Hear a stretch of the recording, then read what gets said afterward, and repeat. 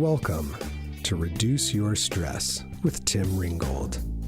I'm a board-certified music therapist, author, and expert on how to use music to relieve stress fast.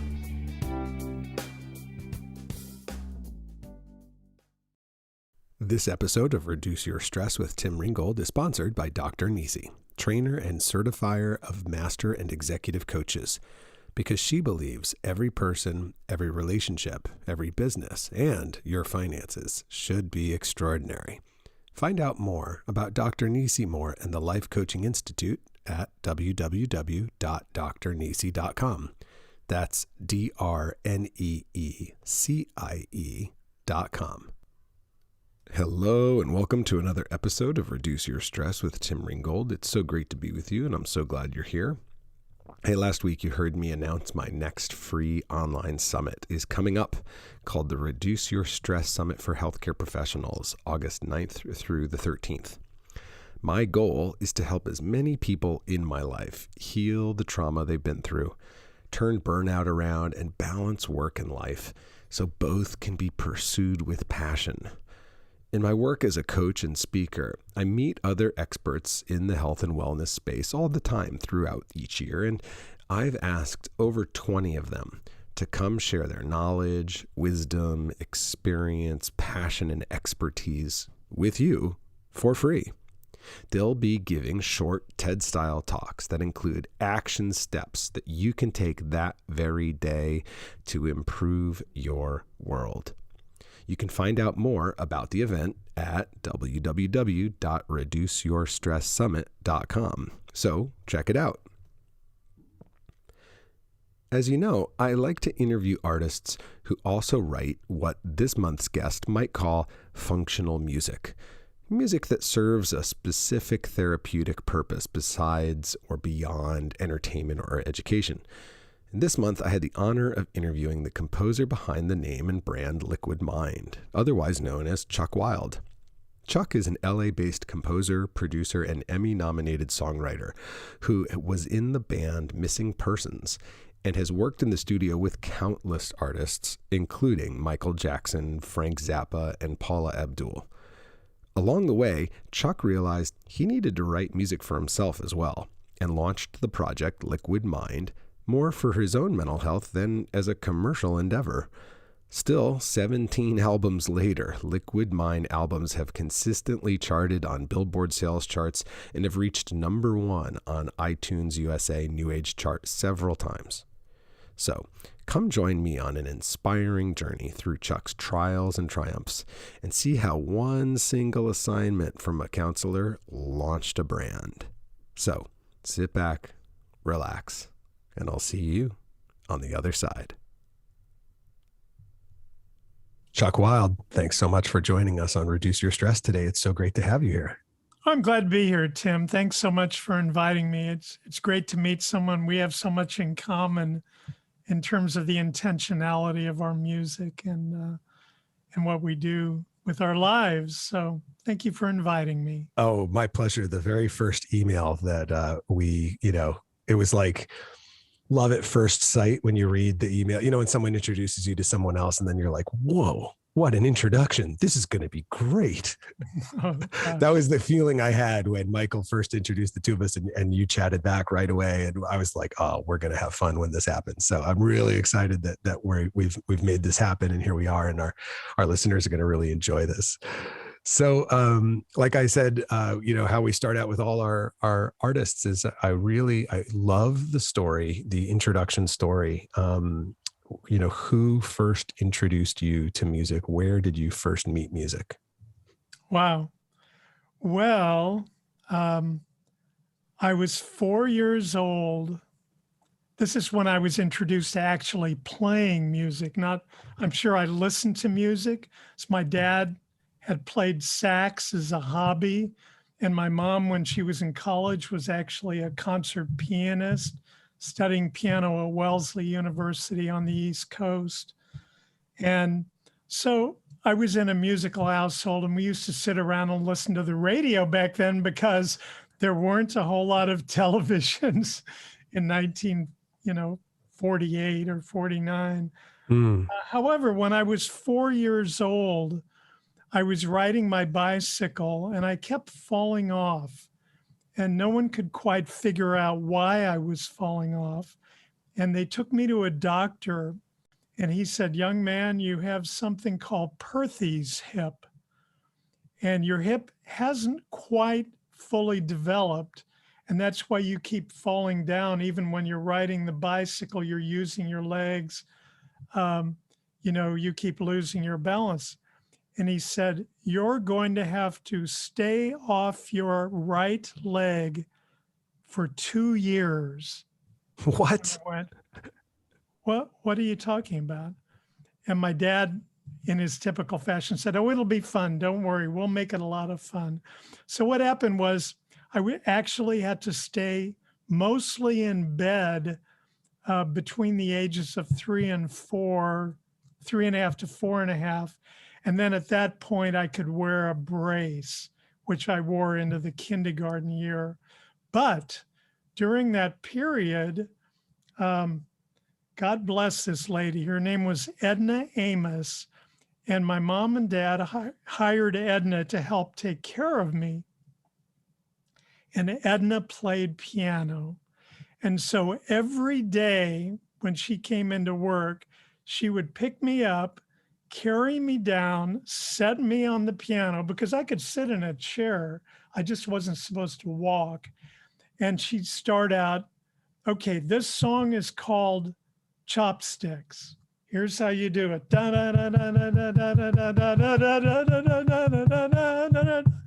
She taught me how to play chopsticks. And the next song she taught me was Heart and Soul, all the kind of kid songs, really. And that just turned me on like a light. I don't remember any negativity about being confined over those 2 years, about having my mobility confined. By the time I was 8 years old, I wasn't wearing any kind of brace or anything. The doctor said, "You're fine for the rest of your life. Don't worry about it." And I've always been very grateful, because the people who weren't confined became crippled the rest of their lives. I knew a fellow like that, actually. Wow. That his parents didn't want him to not be a kid. Right. And later on, he lost the use. No kidding. So I got very lucky in that respect. And once my parents saw that I was interested in music, they immediately gave me music lessons. And this name just came back to me, Virginia Brinkley Boyer. Miss Boyer. Well, it's She lived outstanding. down the street from us, and I would walk down there every week for 10 years to have my music lesson. So that's kind of how I was introduced. One other aspect of that started when I was 5 years old. As soon as I could wear the brace, my parents took me to our church. And I said, "I want to sing in a choir." So I started singing in the little kids' choir. But Nice. as soon as I heard the organ playing, I went, "Oh my gosh, I have to see what that looks like. What is that? Where's that sound coming from?" I went up and I asked the organist if I could watch. And she said, "Not only that, you can watch every Sunday. I was wearing my brace then. Sure. And she just said, "You just sit behind me right here on this edge and you can watch me play." And I did that probably for 5 years until she started letting me play. And I started playing the organ, and she taught me how to play meditational music. No kidding. That's how I learned to play the type of music that became Liquid Mind. Isn't that amazing? Yep. Planted the seed. The seed was planted, and I didn't use it. I didn't grow the seed until I was in my 40s, I guess. I started having panic attacks, things like that. And I thought, I wonder if that slow music might help. Right. So you started like many of us, a family member plays, there's instruments around, you get exposed, you get lessons, good old fashioned style. And then, for many of us, where, music's something we do, but then we go on to get a major, we're in school, we go to college, get a major in something else. But for you, there was a moment where it wasn't like straight out of high school though, but when was it that you decided you were going to go all in on music as a career? Wow, well, that's interesting. The all in moment, I think, was when I was in the Navy. But I had promised my dad that I would try out his insurance business. Okay. He worked till he was 95 in the Wow. insurance business. And, I was trying to be a man of my word. So when I got out of the Navy, I worked insurance for a couple of years, but I played in bands at night. Okay. And I think the decision was really made, you know, while I was in the Navy, just thinking, my heart is really there. The captain of the ship that I was on, his name was Rod Stewart, No way. go figure. And he had been in a very famous choir, the name of which escapes me right now. He would take me out to bars and I would play piano and he would sing. No I kidding. just thought this is so joyful. And I see what it does to other people Yes. because there weren't a lot of people playing piano around the bars in Yokosuka, Japan, or in Subic Bay in the Philippines. And I would play piano and Captain Stewart would sing. And everybody else would start singing. And in this really difficult time when you're in a war zone and 2 people were killed on my ship and all this kind of stuff, to see people lighten up and immediately change their attitude. And I just thought, wow, music is powerful. I don't know where I'm going to end up with it, but I'm going to start. I went on the road then for 11 years to pay my dues. Wow. A little too long, but I was always listening. Back then there wasn't, there was no internet. So I was always listening to interviews on the radio. And I heard an interview, Edgar Winters said that he thought the key, and he was such an incredible, he and his brother Johnny were such incredible musicians. Yeah. And he said the key is just go on the road. You will get your chops.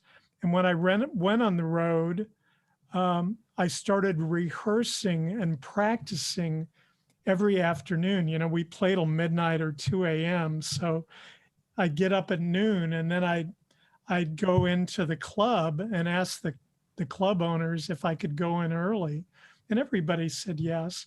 And I would practice for several hours. And then we'd play it, and then I'd go take a nap and we'd play at night. At one point I was playing in a blues band in Bailey, North Carolina, a town of 300 people. And it was a wonderful situation, I have to say. The people there, I'm still friends with Avon Prevet, with his family, may he rest in peace. No kidding. And the culture there was like this. We were a blues band without a place to live. He owned a farm and said, I have a spare house. You guys can just stay in my house and we're going to have a big barbecue about every 2 months and you can play for the barbecue as your pay for the house. But also there was a fellow named Richard Royal, I think, who owned a recording studio in Bailey. And there's a recording studio in Bailey. Bands would come from everywhere to record there. So I learned how to record there. And I talked him into letting me live in the office, sleep in the office. I said, I'll buy a cot and I'll put the cot up every night.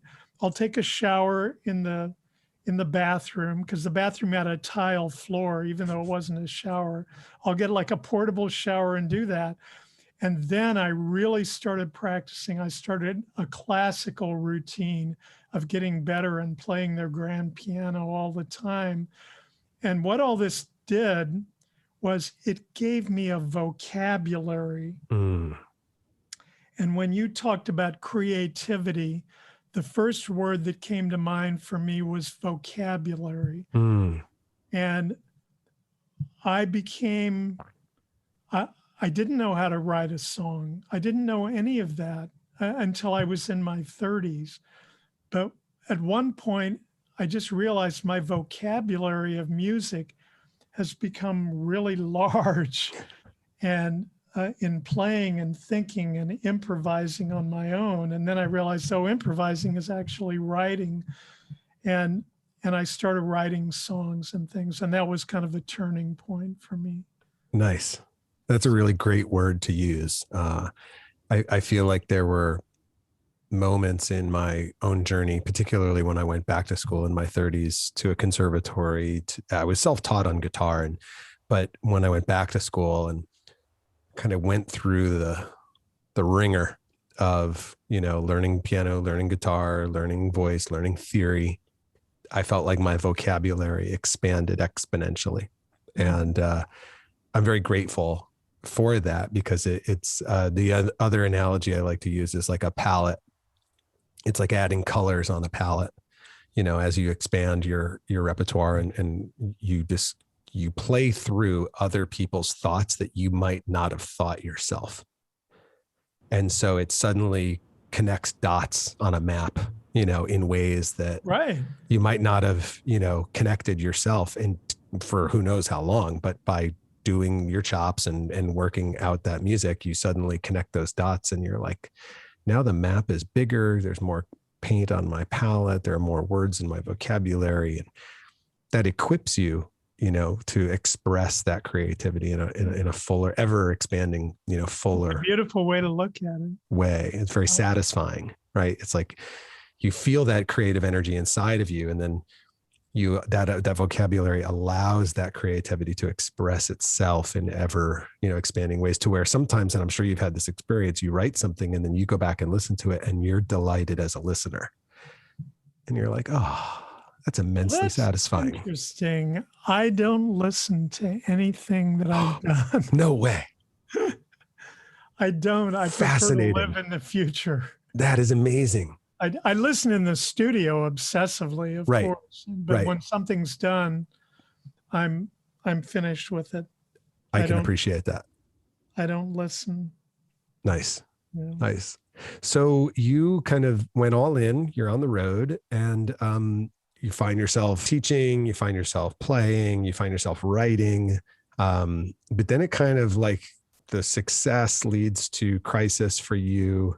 Tell us a little bit about the Max Headroom moment or, era. Right. So just a little teeny bit of background. In 1979, I came to Los Angeles, and I still then was on the road, but I had been on the road for 7 years at that point. And I realized that if I wanted to make a living at it, I needed to be in a band that had a record deal. Mm. And I auditioned for 100 bands, literally. I still have the legal pad. No way. I wrote them all down. Wow. I went to the Musicians Contact Service, which at that time I think was in Hollywood on Sunset Boulevard. And I was basically living out of my van. The result of that was joining Missing Persons and being in that band. So much fun and such amazing great players and a really great vibe for 4 years. During the period 1984 to 88, I had come out of the closet as a gay man, and I became aware of this odd disease, which back then was called AIDS. Now they call it HIV or HIV/AIDS. And my friends started dying, and I totally freaked out. I was very safe. I did not want, when they said it was sexually transmitted, I just went, okay, that's it. Let's shake hands. That's it. Right. In 1987, I was writing songs with a wonderful songwriter by the name of Marty Sharon. May she rest in peace. And Marty introduced me to Linda Perry at Lorimar Telepictures, which then was actually the largest television production company in the world. And they had all the great soap operas back then. 2 years later, they were bought by Warner Brothers. But Linda said, would you like to try some TV scoring? And I said, oh, sure, why not? And so they had a couple of meetings, and then they introduced me to Michael Hoenig from Tangerine Dream, a wonderful keyboard player, composer. And he was just getting ready to start doing a show called Max Headroom, which was already an Emmy-winning show. And I thought that sounds like fun, and Michael said, come on, bring your equipment, come down to my studio. I've got a synclavier, and you can bring all your analog synths, and we'll have a great time. And we started out having a great time for a very short period of time. And it was all about time, because all of a sudden the show got really behind schedule. And we ended up having 4 days to compose, arrange, record 43 minutes of music in 4 days. And the only way to do that is not to sleep. And then we realized that that was the way the series was going to be. Oh, wow. So he started sleeping in his wife's paint studio in this same building downtown. And I never got enough sleep basically for 3 months, August, September, October, a little bit of November of 1987.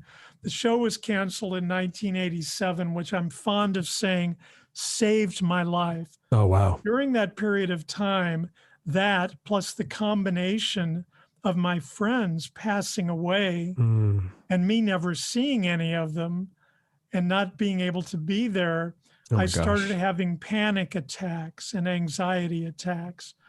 And when the show was canceled, I took my equipment home and I went to LAX, and I thought, I'll go to Las Vegas to relax. I don't know what I was thinking, as a young man, that was what I thought was relaxation. And not realizing that getting on an airplane when you're having panic attacks and hyperventilating and unable to breathe and shaking and becoming numb, that's not a great idea. As the plane was taxiing to take off, I had a panic attack. And they took the plane back to LAX and let me off the plane. And at that moment in time, I went home and I didn't leave for 3 weeks. I wouldn't leave my house. I became what's called agoraphobic. And during that period, I realized I needed help. I talked to my parents, and my mom said, are you having a nervous breakdown? I said, I don't think so. I feel okay in between these, but they're happening really frequently now. So I called my friend Jeff Kingfisher, who is one of the most creative people on this earth. And he said, I want you to go see a friend of mine who's a counselor. Her name was Susan Sky. And I went to see Susan, and she said words I'll never forget. Compose the type of music that represents the way you'd like to feel. And I thought, well, I'll give it a try. She said, I want you to do that, and I want you to bring me back a piece. And until you do that, I don't want to see you. So that took me probably 6 weeks. In the meantime, I started seeing Master Mao Xingni and his brother Dao Xingni, 2 38th generation Taoist masters who gave me acupuncture and herbs and who taught me how to meditate. And I can't remember the exact meditation, but you visualize the 5 Chinese medicine centers of the body. It doesn't really mean the same thing. What lung means something different. Sure. Chinese medicine. and to associate a color with each one. And after about a week of trying that every day, I couldn't compose any slow music, but I could meditate. And I started out at 15 minutes. And finally, one day I meditated for an hour, and the anxiety completely went away briefly for a couple of hours. And I thought, oh my gosh, this is really powerful. And I got into therapy at the time. And my therapist also said, he said, Chuck, you've never taken any time off. You're how many years old? Tell me about your time off. And I said, no time off. And he also said, I am not going to see you again until you take some kind of a mini vacation. And he said, Laguna Beach, California is close to Los Angeles. You know, if you can go down there for a couple of days, then I'll work with you when you come back. So I went to Laguna Beach, and I got down there and I rented a room, and then I heard the ocean. And I sat on a rock down there by the ocean, and all of a sudden the anxiety just went away. And I sat there and meditated, and the words liquid mind literally came to my mind. Wow. And I thought, liquid mind, oh my gosh, the liquid, that sound of the liquid just hitting the rocks. It's relaxing my mind. It's relaxing my brain. And I continued the therapy. I continued the acupuncture. I continued all that. But I went home and wrote the first piece, which was called 0 Degrees Zero, because being in the Navy and being a navigator a little bit, I knew 0 longitude, 0 latitude. I just felt like I was at zero. And 0 Degrees Zero, that was the first piece. It was 30 minutes long because I wanted to go back and see Susan, who had suggested that I write music that represented the way I wanted to feel. That's right. I did that, and I gave her the piece. And then I started giving it away to friends who were sick. And I didn't, you know, there weren't any CDs back then, and I didn't want to do vinyl. So basically, I made cassettes, and I would make hundreds of cassettes. I bought 2 or 3 cassette players. I had an assistant working for me, and he and I would just make cassettes of that song. And then I'd go out, and I had a list of where hospices were, and I'd give it to to friends and family members who had cancer. I'd send them cassettes. And well, that's the kind of long story of Max Headroom. I have led music therapy groups on the beach in Laguna many, many, many times. Wow, really? Many, many, many times. Amazing. Yeah. And in the sand, just sitting there with a group of guys who are trying to figure out, you know, how to live life without drugs and alcohol. And we're listening to the surf, and we're connecting through the rhythm, and our feet are in the sand, and just the gratitude quotient for having that healing rhythm right there, that source right there for everyone to just entrain to and connect to and to begin the journey. It was like, I'll never forget that period in my life. I was like, this is the greatest job I've ever had. Totally makes sense that that's where the birth of Liquid Mind occurred. So it seemed like your creativity, your production of music from 0.0 begins like a second chapter of writing as a composer. And you went on to release, close to or 17, I think, albums at that point. And did you find that you had kind of tapped into something that just suddenly was an explosion of creativity, or was it like who was driving the bus of that I'm so curious sometimes about it was coming out of me and I had to, or like I really went in and ground out that process. Like which way, does that make sense? Right. It does. Well, I've released 16 albums already. And I think by the time this is aired, the 17th album, which is a collection, called Liquid Mind Musical Healthcare. That will be out. So I started, I didn't actually start releasing albums until 6 years after the first piece, Okay. believe it or not. I just used the music myself. I would just sit around and play it. I gave it away, as I said, I would give away literally hundreds of cassettes. But then I started to think, well, maybe I should release an album. And I looked into the cost of it, and the cost was astronomical. I talked to my friend Suzanne Doucet, and she said, and she's a recording artist and wonderful artist as well.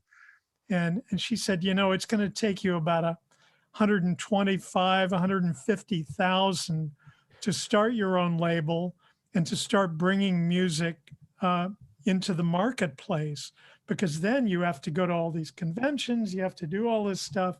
And I thought, how in the world am I ever going to be able to do that?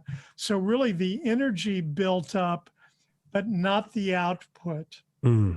I didn't release my first album until 1994, and then the second album in 1996. And I've kind of done them about every couple of years. And the titles are really my journey to self-healing. The first album was Ambience Minimus, you know, quieting things around where I lived, keeping a quieter atmosphere in my home to the degree that I could, given the fact that I was doing studio work all the time and running a home studio, which was busy literally 7 days a week and nights if I wanted it to. Wow. The second album in 1996 was called Slow World. And again, it was me changing what I did out in the world just to become slower. The third album was more introspective, called Balance. And the people that I told about it, a lot of people actually laughed. And they said, balance? What are you, like, about to fall over or something? And I said, in a way, I'm always about that. So actually, this turning point that you're referring to, the turning point into Liquid Mind, it was using Liquid Mind as a tool in my real life, but it did not become my career. I really wasn't able to bring it to a huge market until I met someone called Michael Jackson. My old little known name. Right. My dear friend, may rest in peace, he just passed on earlier this year, Bruce Swedien, who had become my mentor when I was in Missing Persons in 1984. And Bruce was producing Michael he produced a lot of things. He recorded Thriller, and he worked with Quincy Jones for 40 years. Wow. And he was working with Michael on the History album. And Bruce called me one day. I literally, this is the truth, Tim, I thought I need to sit and meditate about having the money to bring this healing music to a wider audience. And I sat there and meditated for about 2 hours, which was very long. And I was saying affirmations, what's called a spiritual mind treatment. I was doing everything just to say, I have this money. And literally, the phone interrupted me. And he said, Chuck, this is Bruce. How you doing, man?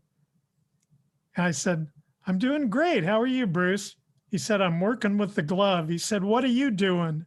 Well, Bruce had called me several times and asked me what I was doing before. And I always said, well, I'm incredibly busy. And so he never said what he was about to say. But this time I went, Bruce, I'm working with you. What are we doing? And he said, awesome. Michael needs you to create some sounds for him. We're in New York because of we moved to New York because of the earthquake, but you can send them to us every night by FedEx. And I said, great, FedEx is around the corner from me. He said, what do you need? And I said, I need a synclavier. And he said, no problem, it'll be there tomorrow. literally. And Wow. he called a friend of his that rented me a synclavier for a couple of years, taught me how to use it. And then I also used a combination of Apple back then, of Mac computers, and all kinds of software to create unusual sounds for Michael. And wouldn't you know what I earned in 4 years? Because Michael didn't work year round, but he paid well when we were working. I earned exactly 150,000, and I spent that money basically widening the distribution of my Liquid Mind music. Wow. And in 1998, Liquid Mind started paying for itself, and I was able to have 3 employees in my little label. Mm. Unfortunately, my late sister passed on in 98, and my parents were in their 90s by that time, and they were going to go live with her, but that whole scenario didn't happen. So I started commuting to Kansas City for 10 years between 1998 and 2008 when my dad passed on. Mm. And so I was able to have employees to keep that music coming. And in 2004, I signed with Real Music. That kind of took the load off me. But during this period, all these albums were to help me survive the intense work and the travel for 10 years every 3 or 4 weeks, living someplace else for a couple of weeks, and then coming back to LA. You know, the Liquid Mind, in a way, was the tool that allowed me to continue my career as a songwriter and as a composer and as a studio owner. And Liquid Mind has been functional music for me all along the way. It hasn't really been the sole focus of a career. Rather, it's been my life tool, and the titles are really my journey, to unity, which was unifying with something larger than me. I always kind of had a little bit of a problem with who my higher power was. Was it God? Was it this? What was it? And so I started thinking about those things. I started thinking about unifying with all the good in the world. To me, that's what a higher power is. It's all the good things in the world. And the next album was Serenity, and learning to be serene. The next album was called Spirit, again on that spiritual quest, and focusing on good people and people that I had things in common with, and learning about how to bring good to the world. And then I signed with Real Music, and the album Reflection, and then the album Sleep. And Sleep was kind of a turning point for the series. Dr. William Dement, who was the founder of the American Academy of Sleep Medicine, one of the discoverers of REM medicine, REM sleep in Chicago. Dr. Dement received a copy of the album from the label, a gal named Jamie Pedersen, who worked at Real Music then up in the Bay Area. And Dr. Dement taught at the Stanford School of Sleep Medicine, which he founded also, I believe. And Jamie sent him the Sleep album before it had come out. And he really liked it. And he said, this could be really, really useful for people who are having trouble going to sleep, but it should be used in pre-sleep for like the 30 minutes before. And Jamie said, would you be willing to let us use that comment? And he said, sure. He said, no problem. He said, he can put it on his album. So we put it on the back of the Sleep album, and it became, and still is, the most popular album. I kind of changed the tonality of the music a bit. I got more into studying music and understanding that when we're children in the womb, we don't hear high end, we don't hear treble. we hear bass. Everything sounds, you know, Right, right. very, very muffly.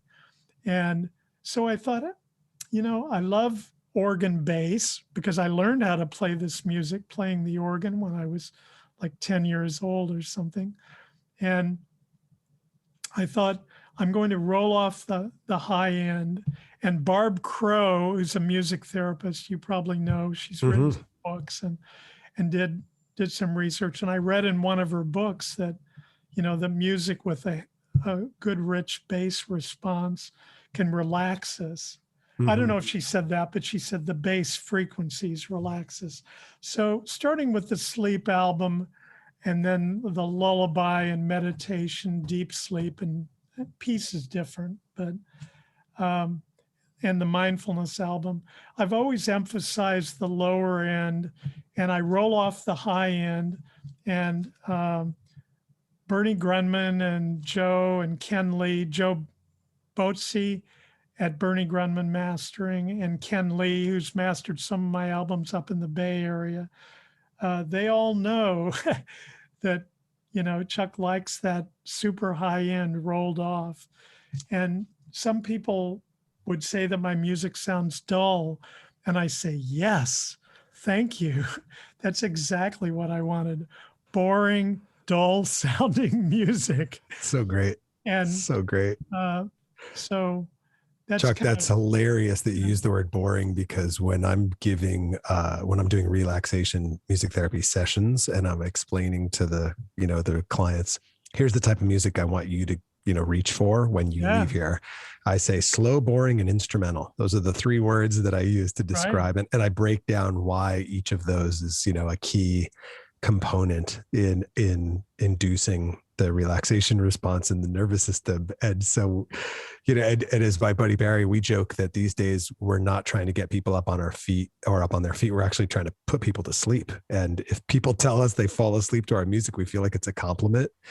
And that's a very unique musician who is like, going for what we go for. So I just love that you're like, yes, dull, achieved. Yes. Yeah, exactly. And it's not for everyone. And there has been, I'm sure you're familiar with some of the research done on music, that people use pre-sleep, and quite often it's active music. It's just less active than they are during the day. Right. Somebody who's very active and listening to a string quartet, it can put them right to sleep. So I think all music is healing and all music is therapeutic to some people. Everyone is different. That's right. And that's why there's a wide variety of music. What I do is not some magic formula, that everybody has to use to go to sleep.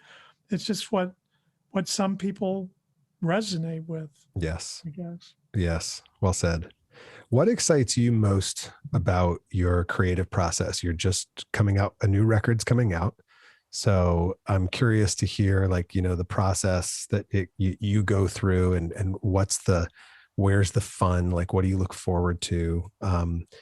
And you're probably already either working on your next thing or thinking about your next thing, maybe, because as you said, you're very, future thinking. But when you're in the creative process, what is it that you love about it? Wow. I really like the composing. When I write pieces, typically it takes me about 8 to 10 weeks. And what I do is I wake up in the morning. I told you I get up at 4:35 maybe.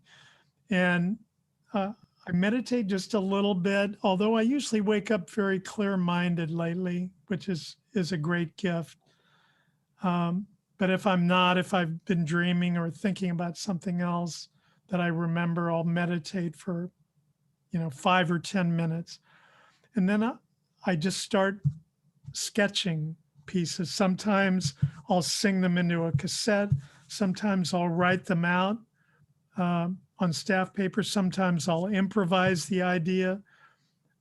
Quite often I just hear like sort of a very slow melody in my mind, and then I start playing it on a keyboard.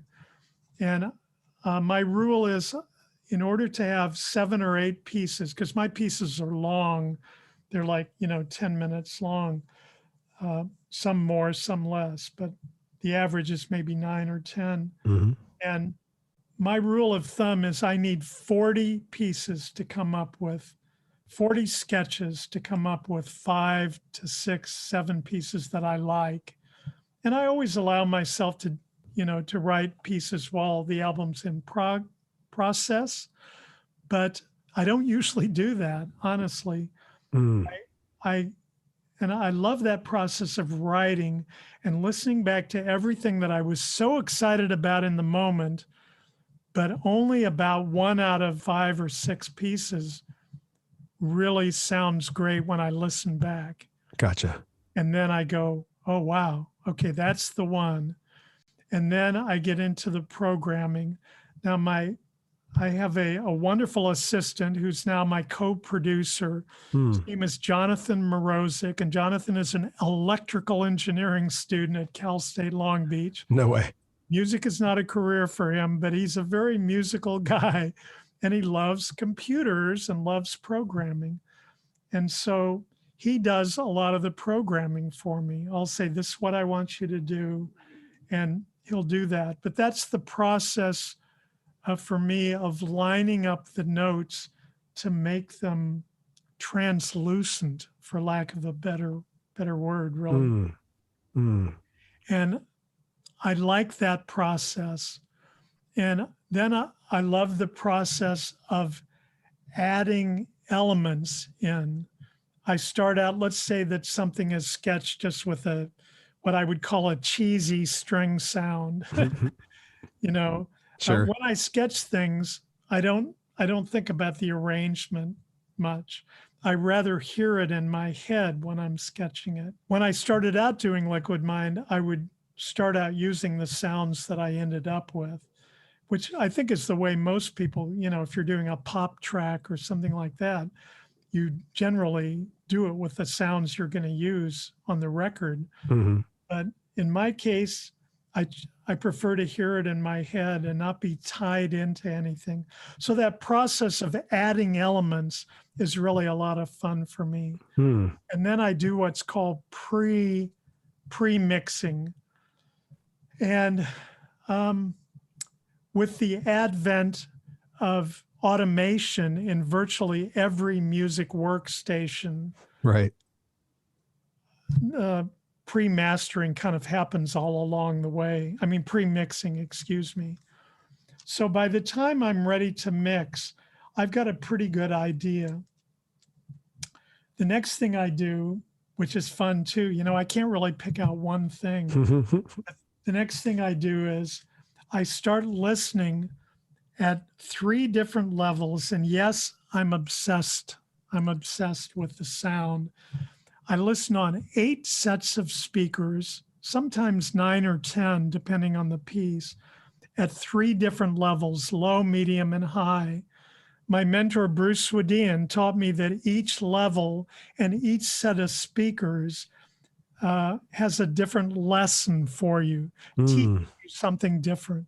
So I listen on the avant tones for any melody sound. If there's an oboe playing the melody, and he listened a lot louder than I do. They thought, he and Quincy did some kind of a study, and I think they said that 90 dB was the optimal listening time, but that's for pop music. Right. For me, I'd say 70 or 80 dB, and I actually measure it. I listen at all different levels, and I make adjustments to my pre-mix. So I adjust the automation throughout. And then when I'm done with that, I figure it's mixed. And I do what's called pre-mastering.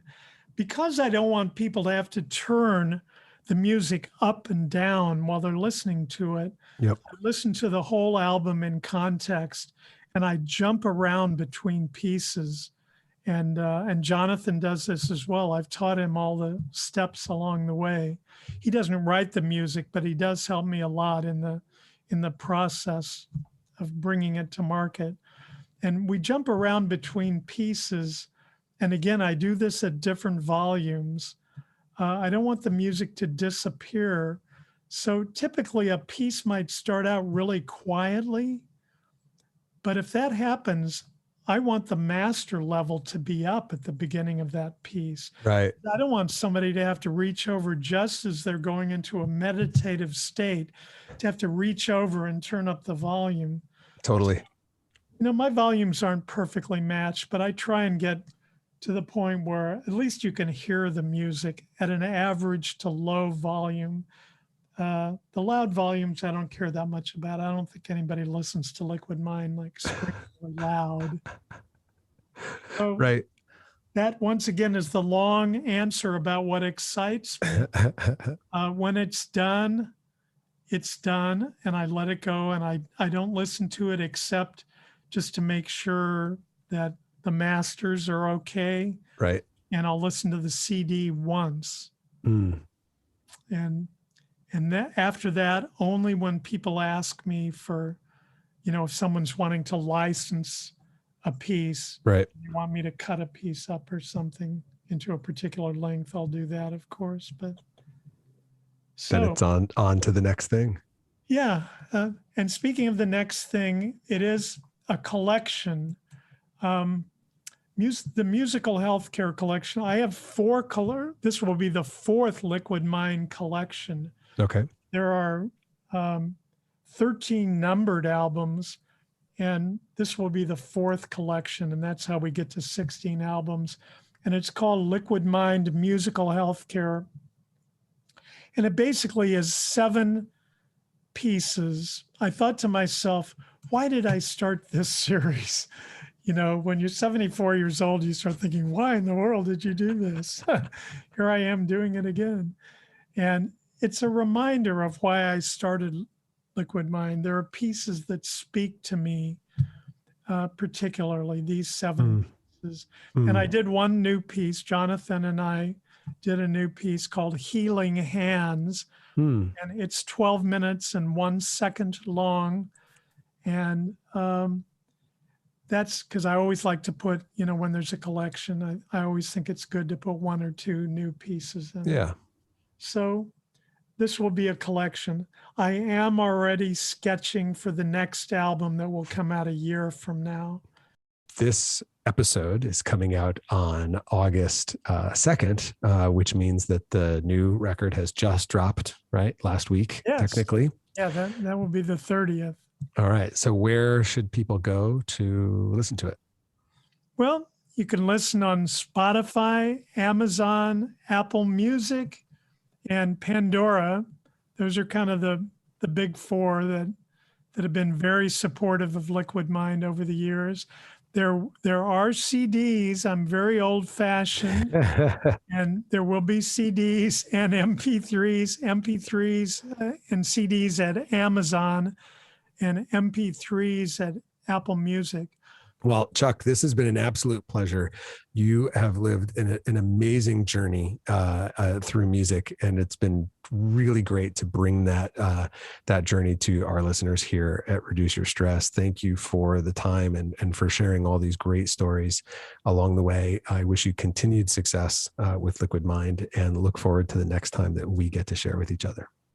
Thanks so much, Tim. I really appreciate your having me on the show, and I wish you all the best.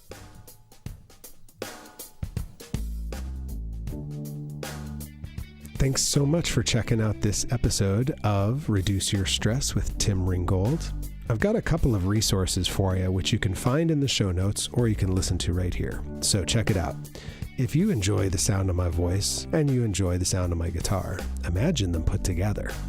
Go to sonicrecovery.com and take your very own relaxation vacation, where I take you out of the stress of the present moment and back in time to a time when you felt happy, healthy, safe, and sober, and then walk you through that memory so you can bring back those feelings into the challenges you're facing today. So go check that out. It's at sonicrecovery.com. If you're a healthcare worker in recovery, check out the Music in Recovery Self-Care Guide for healthcare professionals that I created just for you. That's at hcp.com/music music.sonicrecovery.com. And if you're a healthcare worker and you'd like more information about how to help your patients use music, you can check out the Music Medicine Guide that I created just for you at musicmedicineguide.com. Lastly, if you enjoyed the pod and you haven't done it yet, would you just take a minute to rate and review it? It really only takes about 60 seconds, believe it or not, and it would go a long way to help us make more people know just how good this pod is, particularly for healthcare workers and their stress. Thanks again. See you next time.